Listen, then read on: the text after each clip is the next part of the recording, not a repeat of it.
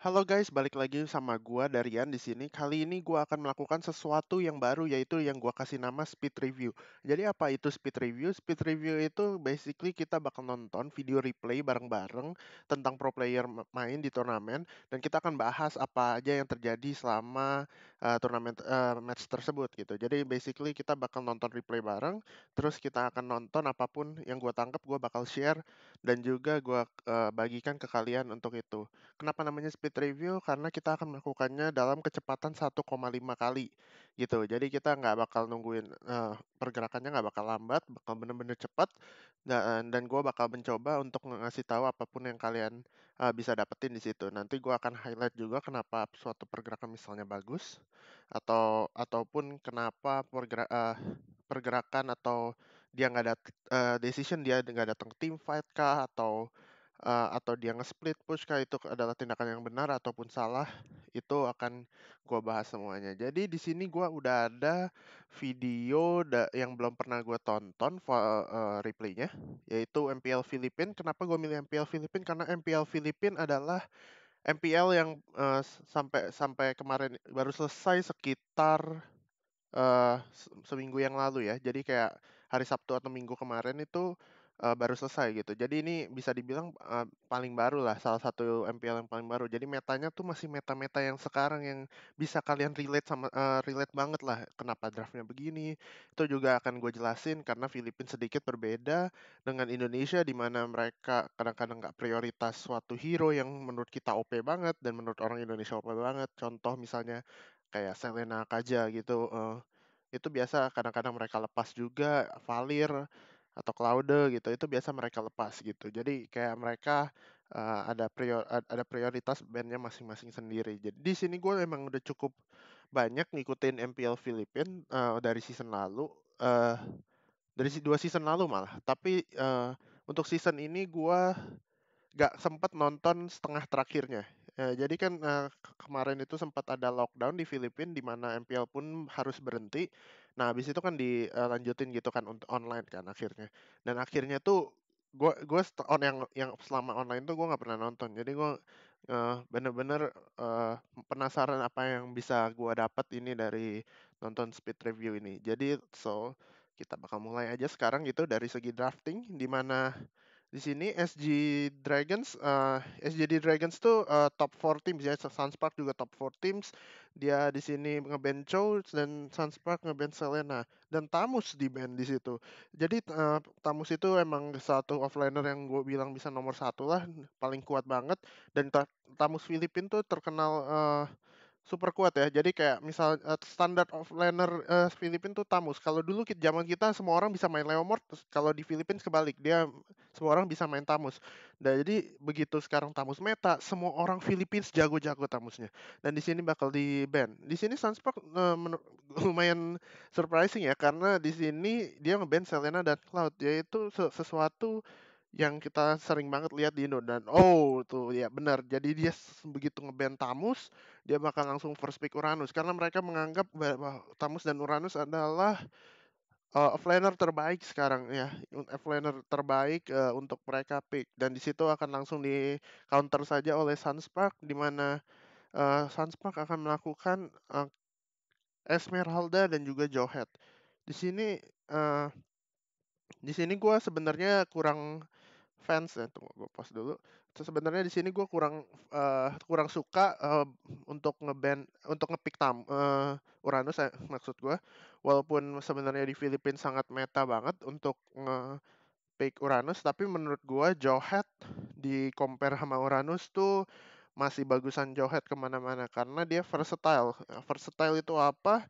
Versatile itu dia fungsinya bisa macam-macam ya. Jadi bisa dijadiin tank tengah lah, atau bisa dijadiin uh, offlaner nahan, ataupun jadi offlaner yang galak, yang assassin, yang bakal ngumpet-ngumpet di bush terus nge-trap orang. Itu jadi dari keversatilan ini, dan Jawhead selalu bagus gitu. Kayak kita tahu semua Jawhead itu selalu doing something gitu. Jadi selalu melakukan suatu hal yang benar-benar big impact lah, mau dia di posisi apapun. Jadi menurut gue Jawhead untuk first pick itu adalah keputusan terbaik gitu. Tapi di sini dia masih pede dengan pola pikirnya, yaitu Tamus dan juga Uranus adalah offlaner terkuat. Jadi begitu dia bakal secure Uranus setelah ngeban Tamus. Dan di situ langsung di counter sama Sunspark. Gue suka banget dia nggak mainkan offline-nya juga. Jadi di meta sekarang, satu hal yang perlu kalian tahu adalah di mana meta yang akan menguatkan kanan kiri lane-nya. Jadi sehingga jika misalnya, tengahnya kalah yaitu tank, support, dan marksman yang itu kalah dengan tiganya musuh, itu nggak akan tersebantai itu karena kanan kirinya udah, mendapatkan hero yang kuat gitu. Jadi di sini contoh hero yang kuat itu adalah Esme dan juga Jowhead yang bisa di first pick gitu. Karena Tamusnya udah di-ban, jadi Esme naik value-nya. Karena Tamus itu lebih kuat dari Esme.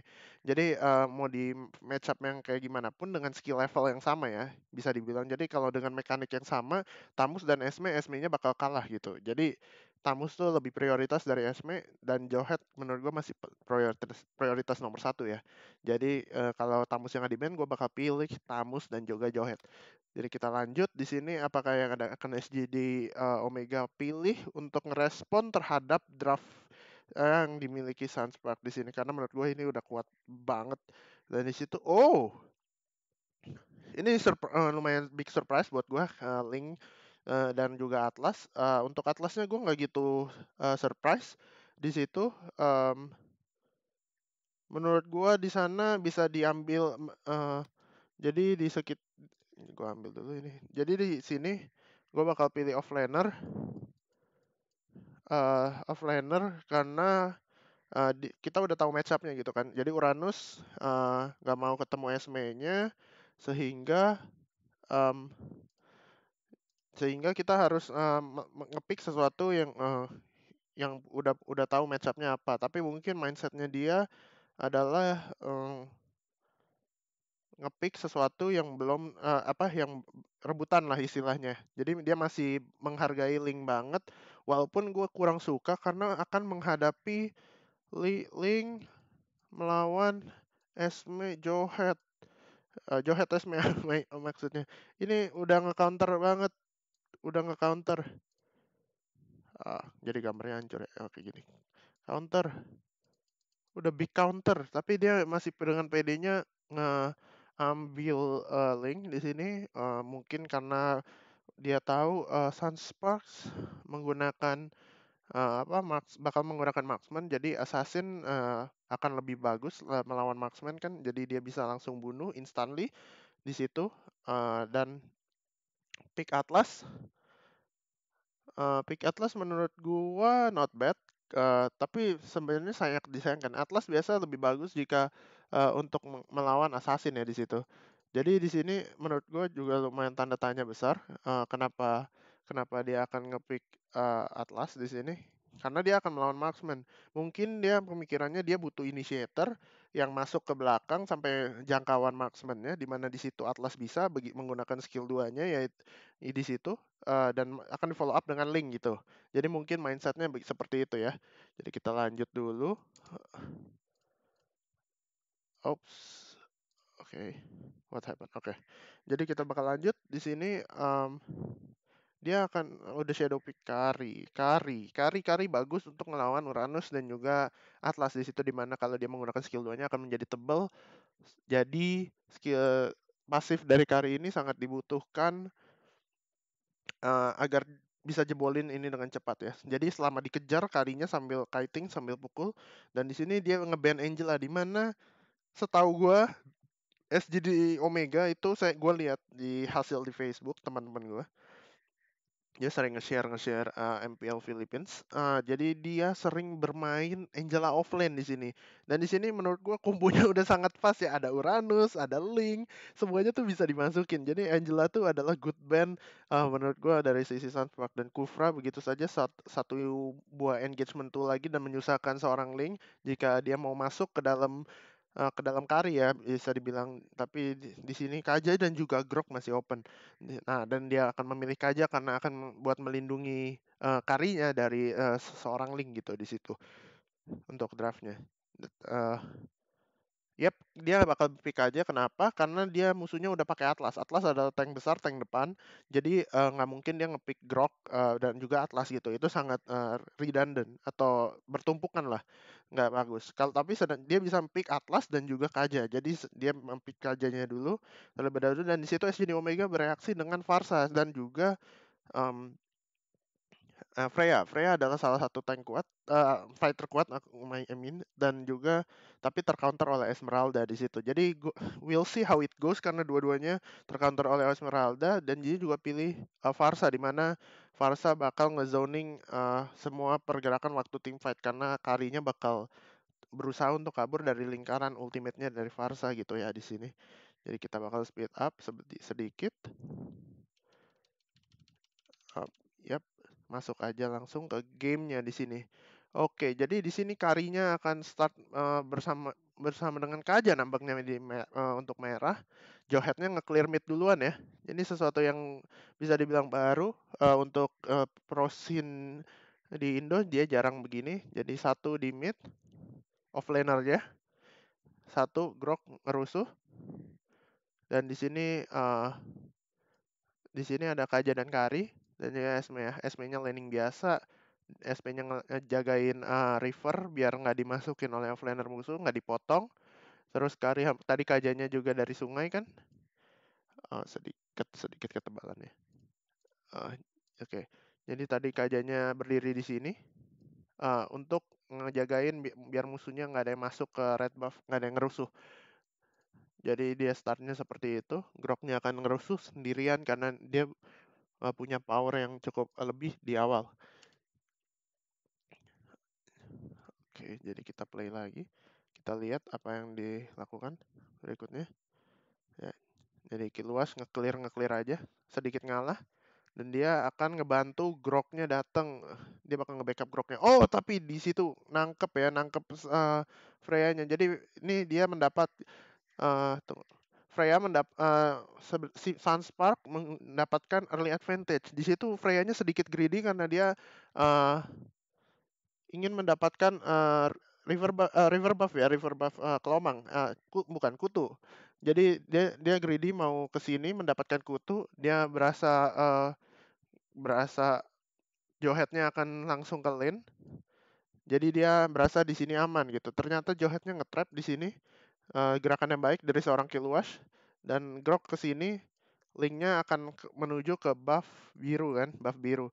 Jadi di sini 2 lawan 1 langsung saja disergap gitu untuk seorang uh, Freya di sini. Jadi dia langsung tertangkap begitu saja. Gerakan yang bagus dari Sunspark dan yang lebih gue sukanya lagi adalah di mana dia melakukan dia melihat sesuatu yang dia bisa dapetin di sini. Yap, dia langsung dapetin offlaner-nya di sini 4 lawan 5 jadinya kan guys.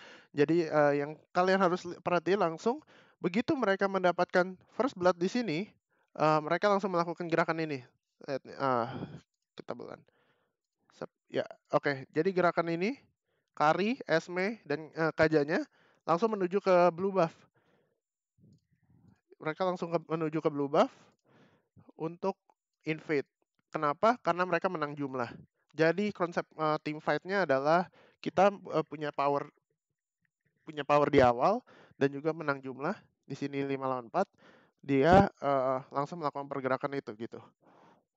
Jadi kita coba lihat apakah yang terjadi seperti demikian. Kita bentar, Kiluas dan ya mereka mencoba menuju ke blue buff-nya invade dan mereka walaupun nggak berhasil mendapatkan apa-apa, mereka berhasil memenangkan mid lane-nya ya, mid lane wave push. Mereka menangin di sini. Tadi Kiluas yang nge-clear. Mereka jadi ada pressure seperti yang di video gua yang sebelumnya gua udah jelasin. Di sini pressure sementara yang dibuat oleh seorang Sunspark. Di sini pressure sementara ini membuat 3 orang kelihatan dan harus ngedefend.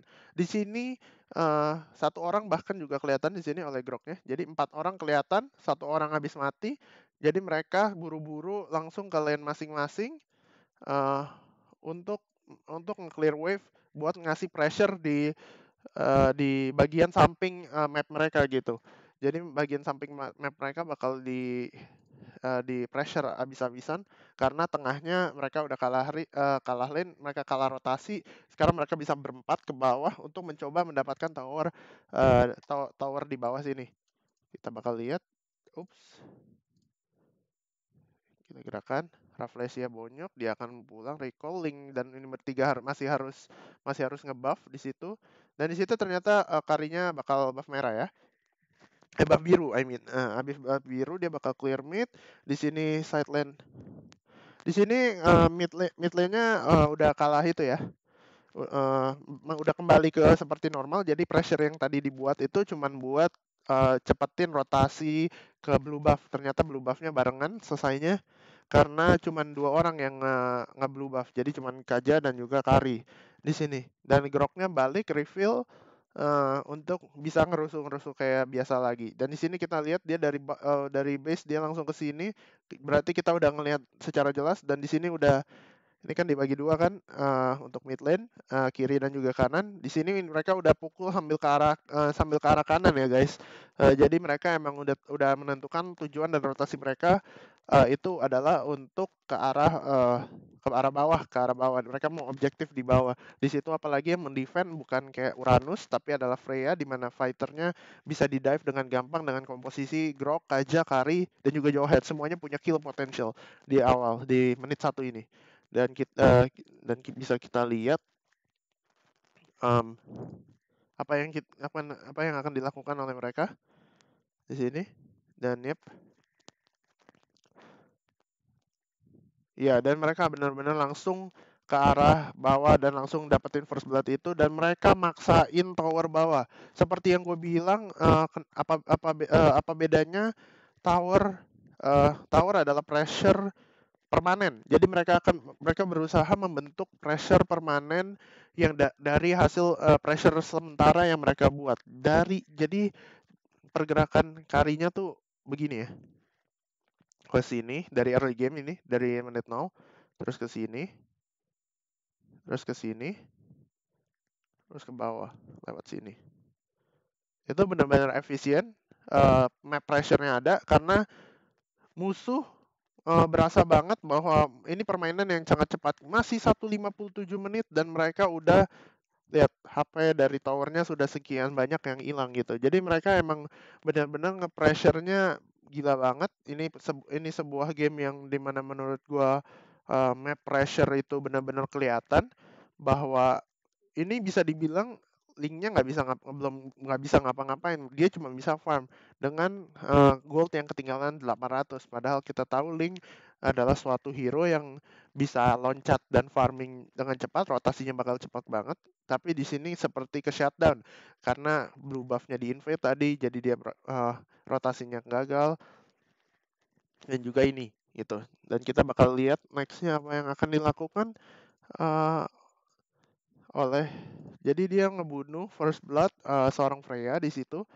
Dia bonyokin pukul-pukulan seorang Atlas dan juga Kari di situ. Namun karena wave-nya nggak ada, Karinya kalau Mang terlebih dahulu. Di sini KLVJ juga melakukan hal yang baik, di mana dia tahu dia tuh harus main aman.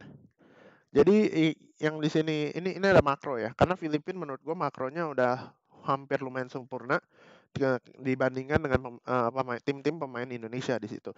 Jadi ini adalah konsep basic dari sebuah makro.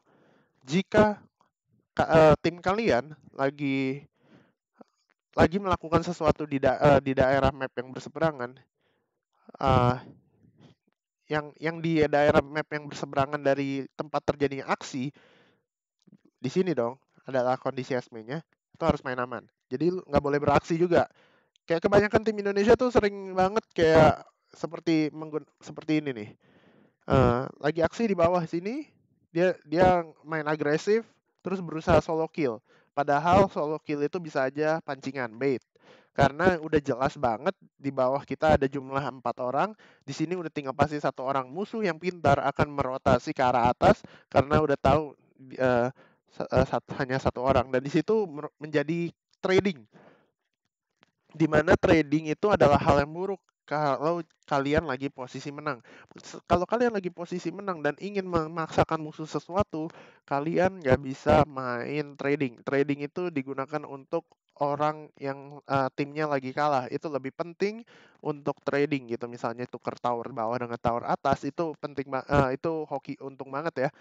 Karena posisinya kita lagi kalah, tapi map pressure kita sama bisa dibilang. Tapi jika dia main aman gini, dia akan meminimalisir apa yang bisa didapatkan oleh musuhnya. Seperti itu. Kita next. Jalan ke Kelomang dia. Ngabisin Kelomang. Dan ternyata ada wave lagi. Kita lihat di sini dia nungguin minion wave-nya. Dia tahu Frey-nya lama, masih butuh waktu untuk kesini. Mereka akan berempat lagi memaksakan turretnya.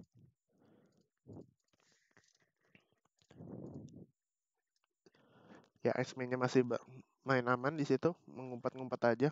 Nge-clear-nya di-clear oleh tower karena tahu towernya belum tower menit 3, nggak mungkin hancur. Tapi di sini menurut gua kesalahannya adalah dia muncul. Seperti yang gue bilang, kalau dia ngumpat di sini saja, kemungkinan ini nggak hancur sih. Tapi di TB-in ya. Jadi di-protect. Oh, oke. Oke, ini sesuatu yang sulit karena ternyata Uranusnya tuh ngambil agronya turret sehingga wave-nya tuh aman. Wave-nya tuh bisa mukulin gratis, dan kalau teman-temannya ini datang, Varsa dan juga Link dia datang, ini bisa jebol karena ditebain oleh Uranusnya. Tapi jadi di sini KLVJ melakukan suatu keputusan untuk nge-clear wave-nya. Jadi dia keluar dari bus ini, dia untuk nge-clear sekali skill 2. Secara cepat dia ingin cepat-cepat nge-clear sehingga kayaknya dia cuma mau sekali skill 2 Esmeralda ya. Habis itu dia langsung lari balik lagi karena empatnya masih terlihat tadi di atas habis ngancurin tower dan masih berrotasi. Jadi di sini juga keputusan yang bagus dari SJD Omega apa? Atlasnya ditinggalkan di sini di bush mid kanan itu untuk melihat dan memantau rotasi dari empat yang tadi di atas ini. Jadi dia bisa ngasih info di mana karinya, apa karinya udah lewat, apa karinya udah di mana. Jadi orang musuh SJD Omega di sini bisa mendapatkan informasi itu sehingga bisa mendesain apa yang akan dilakukan oleh SJD Omega. Yap, di situ kelihatan groknya lawan-lawan Hamkari dan di situ langsung di dive begitu saja. Ini yang seperti yang gue bilang, di mana begitu dia berusaha nge-clear dan ini masih udah kelihatan informasinya 4 orang di atas, itu menjadikan dia mangsa yang empuk dari tim SJD Omega gitu. Jadi advantage yang mereka bikin advantage mereka sendiri dari posisi musuh, di mana posisi musuh masih di atas. Dan di sini kita lihat apa yang mereka lakukan. Sebaliknya, oke, Esmeralda kita mati. Berarti 3 orang ada di atas. Mereka mendapatkan info itu. 3 orang di atas. Link, Uranus, dan juga Varsanya di atas. Dan blue buff akan muncul. Jadi kemungkinan besar Link, Varsa, dan Atlas akan ke blue buff. Jadi apa yang Sunspark lakukan menurut gue di sini jenius. Dia nge-push lane-nya, bikin pressure sementara, dan mereka invade bareng-bareng di sini. Ini menurut gue luar biasa sekali.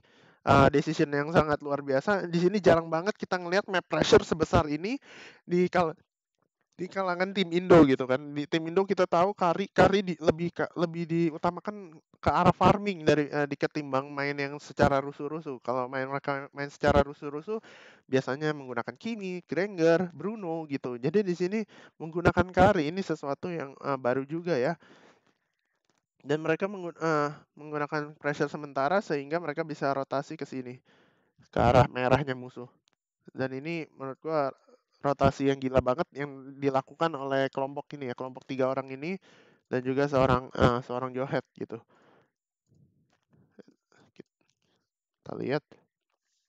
Dan alhasil di sini Linknya harus nge-clear mid-nya terlebih dahulu dan mereka udah siap di arah sini, di arah bawah. Bahkan Kilwas ngedapetin seorang Freya. Jadi another gold buat Sunspark. Dan mereka di sini ini pembukaan map yang luar biasa oleh Rafflesia ya. Jadi dia tahu musuhnya bakal datang dari arah kiri, dari arah atas ya. Jadi dia lihat gerakannya Rafflesia, dia langsung ke sini untuk mencegat gerakan dari 3 orang ini.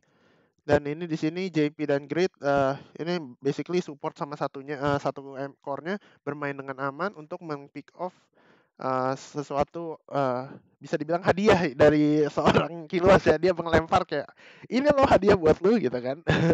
Jadi itu sesuatu yang luar biasa dan well planned banget oleh Sunspark di sini. Sunspark seperti kita tahu dia juara season lalu, jadi kualitasnya memang bisa dilihat dari sini. Grade dari Onyx PH ya season lalu dari Onyx PH. Jadi dia tukeran satu roster, satu tank itu. Nah di sini dia dapat killnya, di situ Rafflesia sudah siap menjemput datang. Jadi di sini yang kalian tahu adalah Atlasnya mencoba muter, main jarak jauh. Tapi di sini adalah jarak terdekat untuk ke arah buff-nya. Dan Rafflesia udah siap untuk nutupin itu. Jadi di situ merah mereka nggak akan terganggu. Kalaupun terganggu, mereka bakal ngincar orangnya terlebih dahulu. Kenapa? Kenapa bakal ngincar orangnya terlebih dahulu? Karena buff bisa di reset, itu sangat risky, tapi darah kita nggak bisa di reset. Darah orang ini bakal berkurang drastis karena ada grok ya di sini. Jadi ada grok, apalagi tadi seperti kita lihat dia menggunakan skill 1 dan ulti, itu darahnya akan berkurang drastis, jadi kita akan lebih baik buff kita nggak akan kemana-mana gitu. Buff merah kita nggak akan kemana-mana. Jadi pukul orangnya terlebih dahulu, bikin mereka pulang dan recall, dan sehingga kita bisa mendapatkan buffnya secara gratis. Jadi itu mindset yang bisa dipelajari itu bahwa untuk melakukan buff, untuk melakukan lord itu mindsetnya harus kayak gitu. Jadi kita bakal play lagi. Di situ lihat damage-nya sangat besar. Di mana darah dari seorang Haze Farsa udah tinggal segitu dan juga Hajizi udah hilang lebih dari setengah. Jadi di sini bisa kita lihat ini cukup gratis ya, walaupun masih digangguin oleh atlas-atlasnya, tapi core-nya udah nggak bisa retry atau apapun itu. Jadi kita bisa dilihat di sini ada flame shot kan, flame shotnya walaupun timernya cooldown, mereka antisipasi itu gitu. Kita lanjutin lagi atlasnya, nampaknya akan di burst down begitu aja merahnya oleh Killwash. Luar biasanya lagi mereka akan datangin linknya. Jadi di situ linknya benar-benar dikejar habis-habisan. Jadi mereka nggak main aman ya di sini. Yang gue sering perhatiin ke tim-tim Indo, habis dapat rusuh invade merah, dapat merahnya, balik farming. Iya, itu lepas map pressure dan juga map kontrolnya kita. Kita udah ada di daerah musuh. Kita udah nguasain daerah musuh di sekitar sini. Udah lebih dari setengahnya map kita. Ini bahkan udah punya kita nih. Kita udah tahu daerah sini itu kayak gimana. Kalian begitu kita ke sini, kita ngelepas pressure dari map yang kita punya. Jadi apa tindakan terbaik? Tindakan terbaik adalah memang yang seperti dilakukan Sunspark ini. Dia nyebrang untuk ngejar linknya. Jadi bener-bener linknya tuh berasa pressure secara mental juga bahwa ini game tuh susah banget dan berat banget karena dia nggak bisa ngapa-ngapain gitu. Dia bahkan harus terbang 2 kali untuk recall, untuk mencari tempat recall. Dan di sini JP langsung nge-clear wave-nya. Kita bisa lihat pressure yang dibuat dari 2 orang ini, Grok dan juga Johet. Abis ngejar linknya, dia berputar, dia ingin ngebantu nge-backup si JP yang akan melakukan pressure di sini.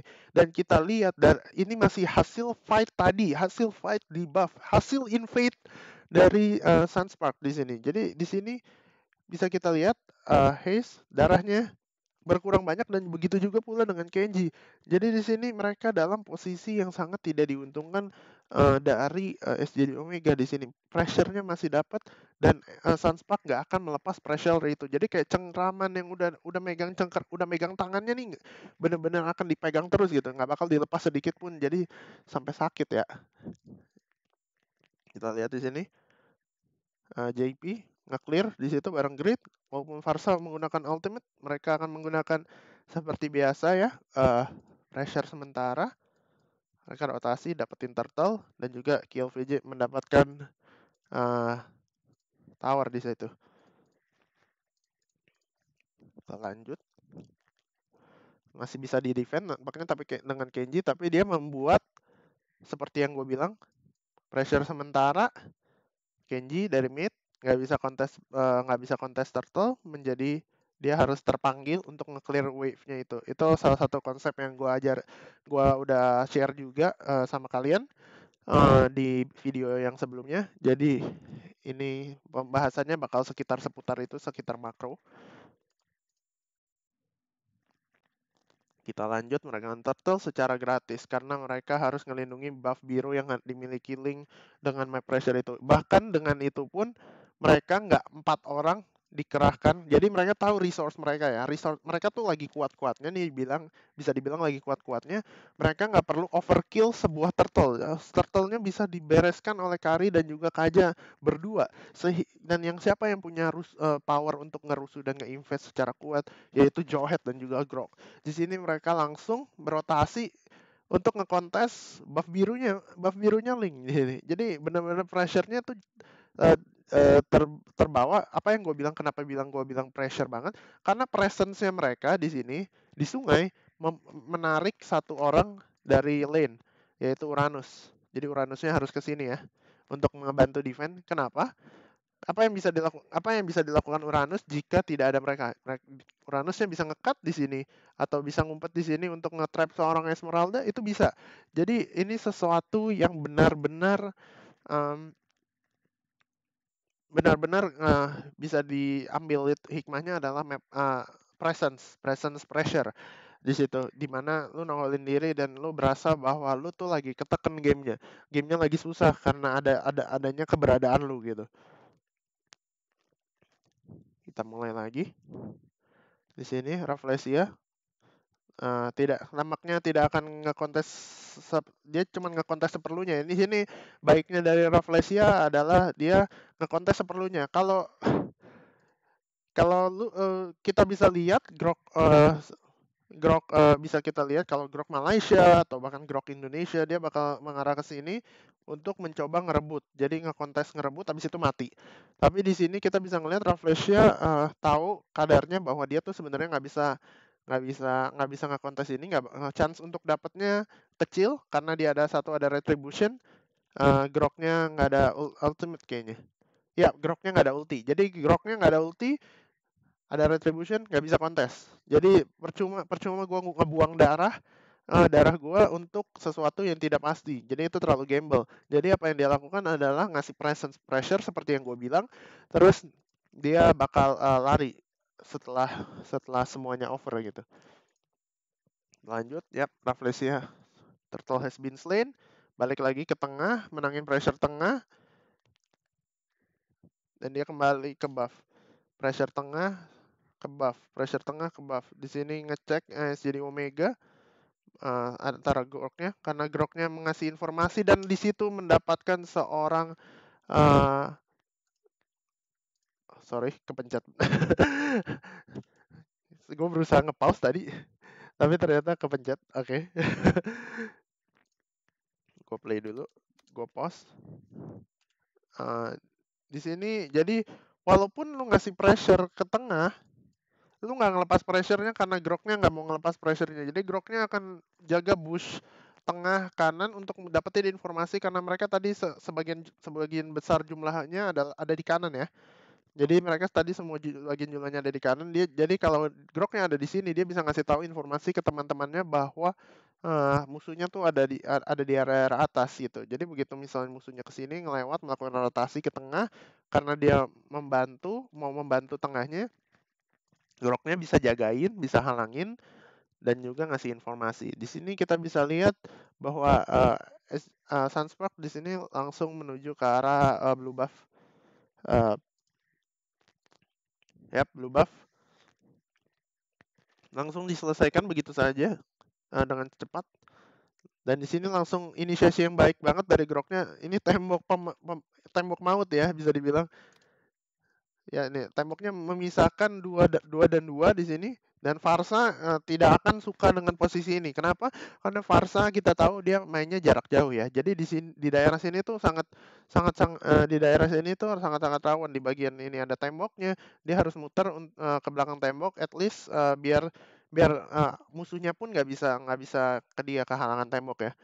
Tapi di sini groknya menurut gua lumayan cemerlang dari seorang Rafflesia, di mana dia tahu temennya datang dan dia langsung ngegas gitu aja, disundul dan ditarik, Atlasnya harus mati, bahkan dikejar di sini. Lihat darah musuhnya tuh tinggal segini. Di sini kita bisa di sini bisa disimpulkan Sunspark tuh mendapatkan advantage. Bunuh satu, dua sekarat, dua harus recall, berarti apa yang akan dilakukan oleh Sunspark? Sunspark akan em, lebih mengarah ke pressure. Di sini ada Johet akan begini mencoba mendapatkan tower ini sendirian. Uh, dan juga kemungkinan besar mereka akan mencoba mendapatkan tower di atas di sini yang sudah dinanti-nantikan dari tadi. Karena adanya Kenjinya sekarat di sini bisa dilihat Groknya ngelihat ya. Ini ada vision bisa ngelihat bahwa Kenjinya tuh sekarat sebenarnya. Jadi mereka akan mendapatkan sebanyak-banyaknya apa yang mereka bisa ambil dari tim SGD Omega sendiri ini dari Sunspark. Kita bisa lihat apakah enggak. Oh,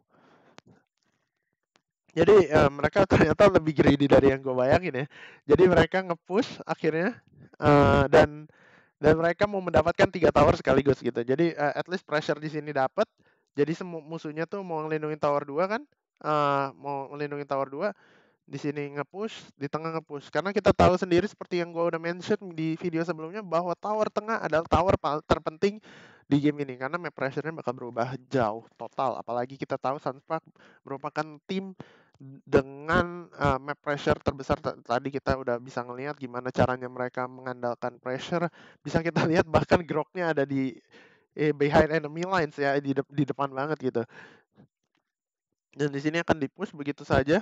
Dan di sini Hajizi terpaksa menggunakan ultimate-nya untuk kabur karena itu walaupun berhasil nge-clear ya ternyata dia berhasil nge-clear tapi Sunspark dia nggak mau ngelepasin pressure-nya dia nungguin wave-nya datang lagi untuk mencoba ngasih pressure di mana akhirnya ini tower di defend oleh 4 orang di sini jebol oleh Esmeralda-nya secara gratis gitu.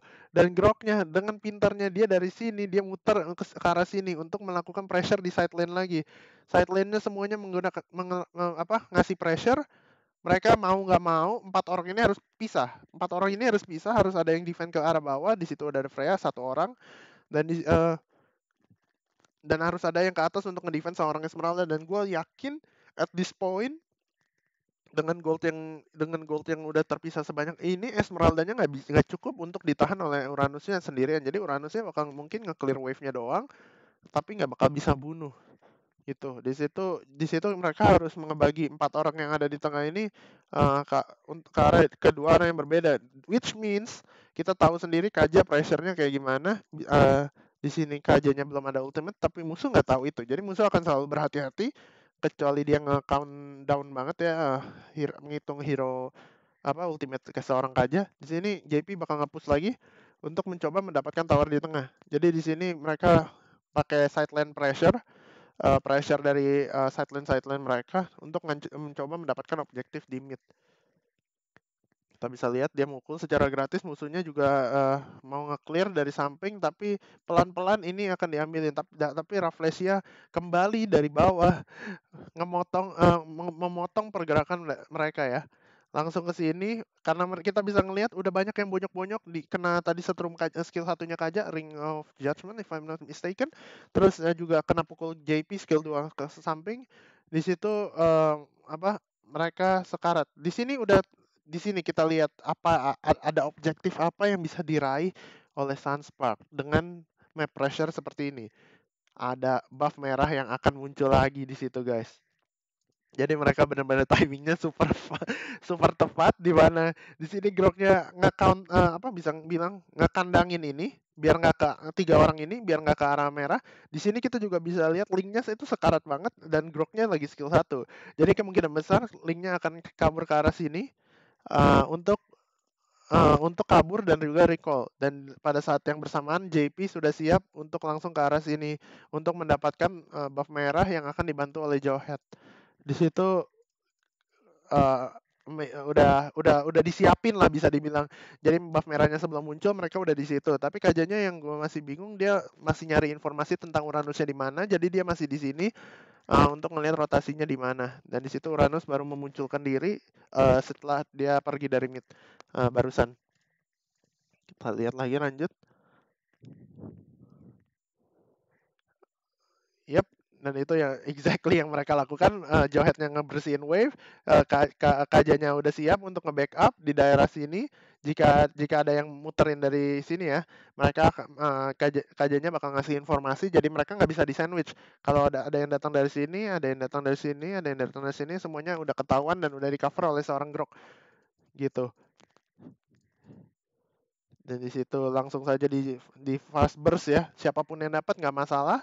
Di situ dikasih ke JP karena dia ada waktunya. Di sini kita bisa lihat goldnya benar-benar udah jauh, lumayan jauh ya, berbeda 3.000 secara tim, dan di sini secara core beda 1.100, dimana kita secara harafiah main meta hyper carry, kita nggak mau hyper carry kita kalah sampai sekitar 1.000 gold. Kita maunya dia at least keep up 400, 500, 600 gold gitu. Jadi kayak balance-nya tuh ada. Dan di sini lagi-lagi posisi dari tim Sunspark benar-benar gila. Dia nge-pressure abis-abisan. 4 orang ada di daerah jungle musuh. Mereka nggak balik. Mereka benar-benar bermain hanya di daerah musuh. Kita nggak pernah lihat groknya ke daerah kita kayaknya. Dan di sini mereka langsung memanfaatkan advantage mereka, di mana mereka lebih kuat, mereka dapat pressure-nya di situ. Musuhnya harus muter dari belakang. Dan di sini mereka akan mencoba lagi mendapatkan tower mid dengan bantuan palang skill 2-nya grok di situ, dan kemungkinan besar akan dapat di sini. Yap, secara gratis. Itu adalah untuk kalian bisa lihat sendiri tower mid itu didapatkan dengan alhasil dengan constant map pressure dari mid lane yang digunakan oleh Sunspark. Jadi emang butuh cukup lama berkali-kali ya dia coba, tapi mereka bisa mendapatkan itu kenapa? Karena mereka selalu mendapatkan clearnya terlebih dahulu. Gimana cara mendapatkan clearnya terlebih dahulu? Yaitu adalah map pressure. Kalau kalian farming di sini, di daerah jungle sini dan daerah jungle sini, kalian udah fix gak bakal dapat map pressure-nya, gak bakal dapat clear duluan. Kenapa? Karena kalian gak tahu posisi musuh di mana. Karena musuhnya nggak berasa bebas banget di sini. Jadi dia bisa ke sini-sini, bisa ke sini-sini secara gratis untuk nge-clear ininya wave yang ada di sini duluan. Tapi kalau kita lihat di sini mereka terus ada di enemy jungle.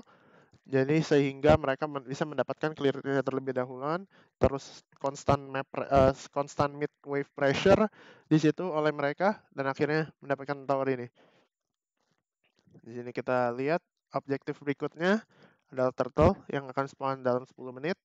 Di situ Killwash udah ngezoning, udah persiapan untuk ke arah turtle. Di situ ngusir-ngusir musuh, dapetin hijau juga. JP akan langsung ke arah turtle begitu 5 detik. Tapi nampaknya dia cuma bantuin itu ya, cuma bantuin Kuto, dan dia bakal fast clear bersama Kaja di arah mid. Apakah di situ buff biru? Oh, dia buff biru. Jadi karena tahu musuhnya bakal buff biru, jadi Groknya ngelihat ya di sini. Ya di sini ya. Di sini Groknya ngelihat Uranusnya nge-setup buat dapetin buff biru. Jadi Groknya ngasih info doang di situ. Oh, ternyata ada 4 orang nih. Dan begitu di sini dia ngelihat nih, ada 3 orang di sini. Nah, ada 3 orang di sini. Ternyata malah diberantemin, guys. Oke. Jadi ini yang terjadi ya. Sunspark mendapatkan ide cemerlang ini. Jadi mereka berasa ini berdua bisa kuat, tapi ternyata si Kajanya bisa mendapatkan mid wave pressure terlebih dahulu karena bisa nge-clear duluan dari tim SGD Omega, dan juga Esmeralda mendapatkan fast clear ya, fast clear di atas. Di sini jadi dia bisa langsung gabung ke arah sini. Jadi mereka decide untuk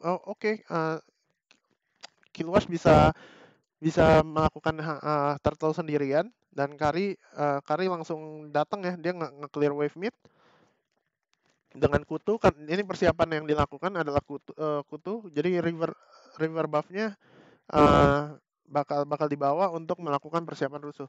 Begitu Groknya ngasih informasi di situ, langsung ngerusuh ada 3 orang, ditarik begitu saja ke arah Farsanya sekarat di sini, dan di sini udah menjadi daerah kekuasaannya Sunspark, dan kita bisa lihat Esmeralda-nya benar-benar datang gitu di situ. Esme-nya dengan buff merah dan Karinya dengan double buff. Di situ terjadi perang team fight. Yap, ini expected, tapi ini fight yang menurut gua gagal. Kenapa? Sebenarnya karena sebenarnya Sunspark udah kuat banget, tapi dia salah narik ya, bisa dilihat sendiri di situ ya. Jadi si Grid ini udah flicker, tapi flickernya tuh nggak tembus tembok ya. Jadi dia flickernya ke sini, terus dia tariknya ke sini ya. Jadi nggak ada temennya yang di situ gitu. Dia kira Karinya tuh ada di follow up di belakang dia, ternyata Karinya muter lewat sini, jalur aman. Jadi dia Karinya nggak bisa follow up sama sekali, padahal mestinya semua yang ditarik ke Kaja at this point udah bakal langsung di burst sama Kari down. Tapi di sini bisa kita lihat team fight ini terjadi benar-benar cuman karena blunder dari Sunspark gitu. Kan kalau blunder ini tidak terjadi, Haze akan mati, semuanya akan aman, dan Kaja nggak akan mati. Bisa kita lihat di sini begitu Haze-nya terbang, dia langsung buka ulti karena udah ada posisi aman dari temboknya Grok di sini, dan mereka ngumpul secara kesatuan di sini. Jadi secara kalau main Parsa ngelihat ke keadaan kayak begini pasti udah enak banget, apalagi ada yang terstun satu udah bisa di burst gitu. Kajanya bakal mati kena ulti dari Atlas itu sendiri. Yap, langsung dibunuh begitu saja. Namun di sini keadaannya Sunspark sudah kuat banget. Jadi mereka bisa ngezoning, ditutup begitu saja. Lagi-lagi free buff untuk seorang JP, atau mungkin dikasih ke Kill VJ karena Esmeralda juga butuh blue buff.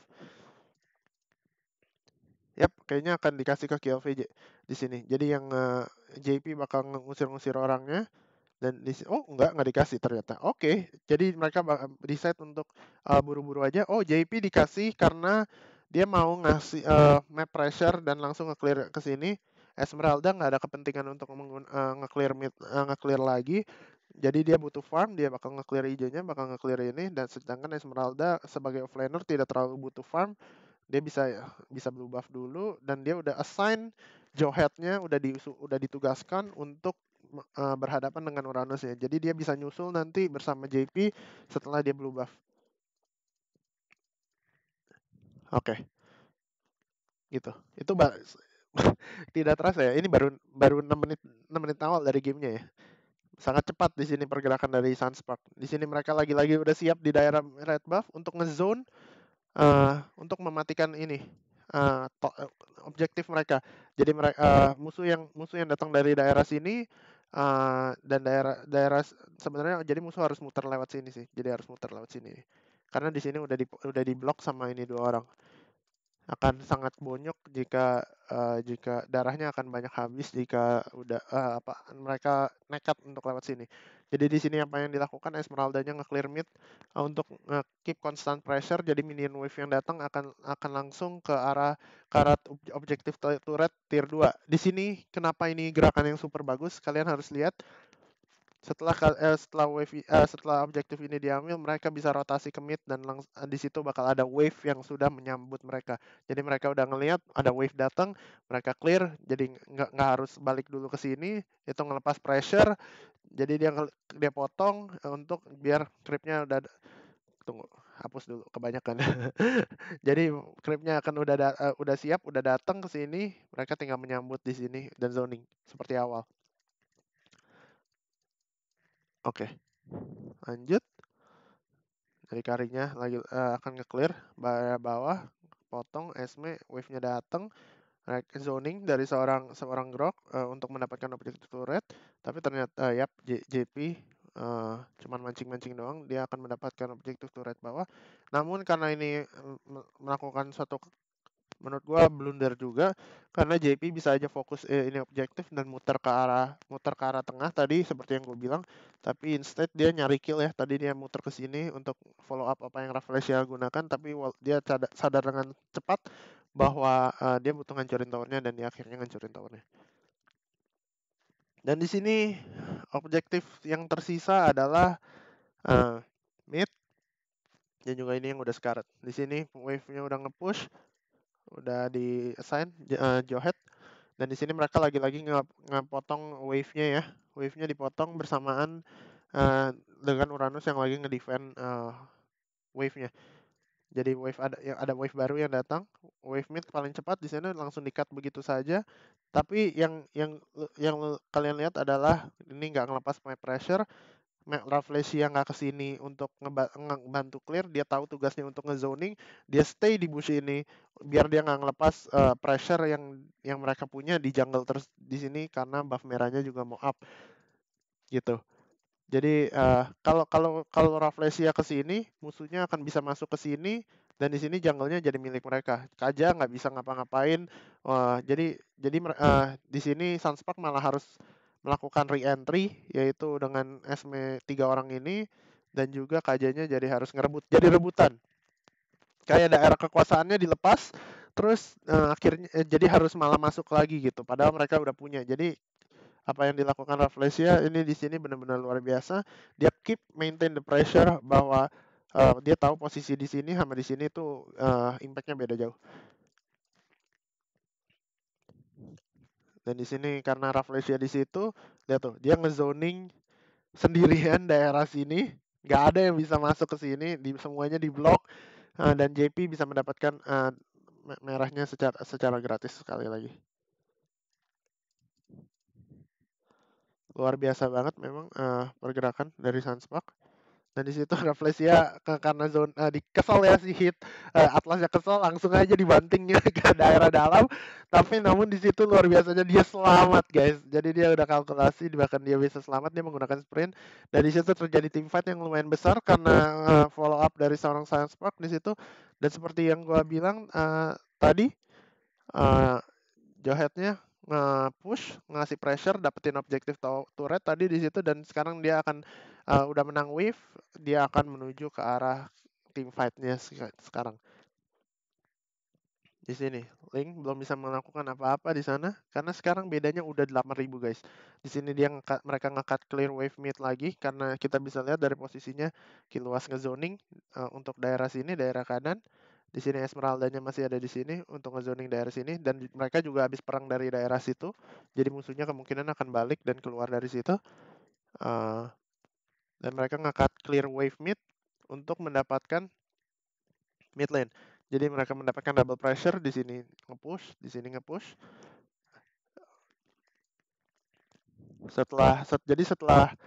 Setelah mendapatkan ini, mereka akan rotasi untuk mencoba nge-sieging daerah tier 3 top lane.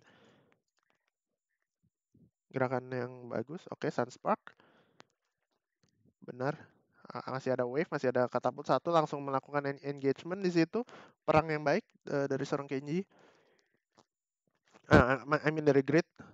Tapi di situ mereka nggak mau greedy karena mereka tahu mereka melawan Varsa. Jadi dia nggak bakal bisa dapetin objektif turret segampang itu ya. Karena Varsa ada ulti, ada Uranus, ada Atlas. Jadi dia nggak mau. Tapi Uranusnya tadi walaupun dibegal ya.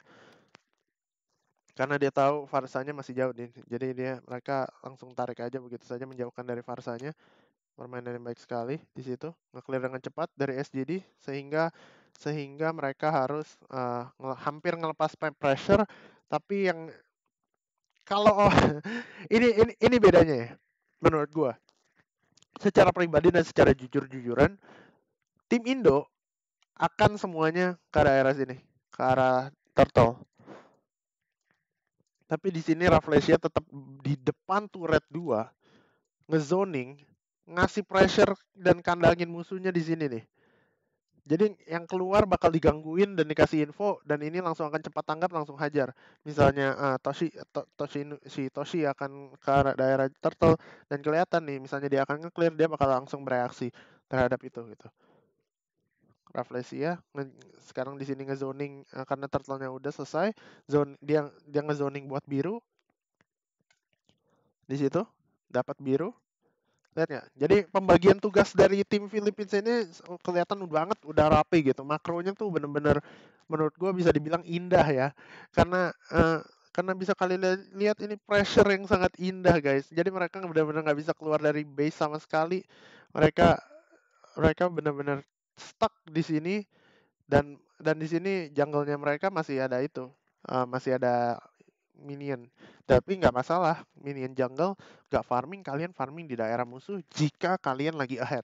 Jika kalian lagi menang, kalian terus kasih pressure, kalian strap, kalian zoning itu di daerah musuh. Karena jika kalian ngelepas pressure-nya, musuh akan mendapatkan farm. Dia bakal bisa keluar ke sini, dia bakal bisa keluar sini kalau kita farming di sini. Oke, jadi kita lanjut di sini. Ya, Rafflesia zoning-zoning begitu aja, mereka masih nungguin wave mereka datang. Udah dipakai ya Farsa ulti, informasi lagi datang. Jadi sehingga mereka akan melakukan pergerakan kayaknya di sini untuk wave berikutnya. Namun tampaknya enggak. Mereka akan keep the pressure sampai kayaknya mereka nungguin Lord. Mereka tahu ada di situ. JP ketahuan ya. JP ketahuan tapi dia nggak mau muncul. Jadi dia kayak bisa dibilang batu-batuan. Ayo pukul gua. Tapi ternyata di situ jadinya bonyok. Di situ merah. Begitu merah, Rafflesia langsung siap, langsung datang ke daerah sini untuk ngezoning yang di daerah sini biar nggak masuk ke daerah sini. Lagi-lagi ya, taktiknya memang taktik pressure-nya begitu. Mereka freeze wave-nya di sini. Mereka dapetin buff-nya dulu. Jadi sehingga musuh nggak bisa dapat gold. Gold yang dihasilkan cuma dapat dari sini. Jadi bikin musuhnya miskin di sini dari tim Sunspark. Mereka clear, dan di sini mereka kelihatan banget nunggu Lord. Jadi sehingga di sini karinya di-assign. Udah lu clear jungle kita dulu. Dia main di daerah belakang sini, bisa terlihat ya. Terus di sini ngezoning, dapetin hebatnya lagi ini kayak ngezoning kayak ngurung 5 orang ya di sini nih. Mereka terperangkap gitu di situ. Di sini sedangkan Lordnya di sini. Jadi benar-benar pressure yang sangat gila dan positioning yang baik dari Sunspark. Datang di situ, Esmeralda-nya bakal free clear. Namun nampaknya JP nggak suka farming yang terlalu banyak ya, terlalu muter. Dia cuma ambil satu hijau aja di situ karena dia tahu Lordnya udah harus di setup. Lordnya tinggal 20 detik, mereka udah harus bersihin Lord. Kita bisa lihat sendiri wave-nya datang 3 arah guys sebelum Lord. Sangat indah. Begitu wave-nya datang tiga wave di situ, musuhnya harus terkurung, harus ngebersihin setiap wave yang datang di setiap turretnya, dan mereka akan mendapatkan Lord secara gratis. Mereka akan ngelindungin wave sekarang, dan mestinya mereka abis itu akan menuju Lord. Ya, dia akan ngebersihin wave 1, ngebersihin wave 2 biar masuk wave-nya. Jowhead juga ngebersihin wave di situ. Oke, jadi mereka nggak mau ngelepas pressure, mereka mau ambil birunya dulu. Jowhead-nya udah duluan ke sana, udah mulai start duluan. Rafflesia masih di depan, udah ada Guardian Angel, nggak takut apa-apa. Dan di situ langsung di burst begitu aja, Lord dapat secara gratis. Kaja dan Rafflesia dapat zoning yang cukup tepat, tapi di situ ternyata Kiluas dapat jackpot ya. Oh, oke, kesalahan sedikit di situ, nampaknya bad fight. Padahal bisa menunggu ya, tapi karena udah gede banget advantage yang dipunya sama itu JP, jadi sehingga sekarang Esmeralda dan kalinya udah bermain sesuka hati gitu, udah nggak bisa diapa-apain. Mau kayak gimana pun, mau seburuk apa tim fightnya, walaupun that's a bad team fight sih, karena kayak Rafflesia sundul walaupun dapat carry dan carry link, maksudnya linknya sekarat.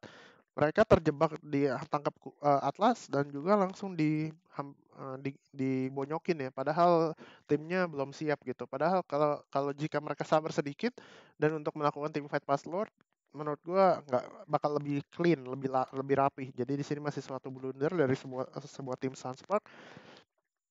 Di sini mereka bakal end ya, di sini udah jauh banget goldnya bisa kita lihat beda 17.000 dan lotnya akan masuk. Mereka nungguin lot.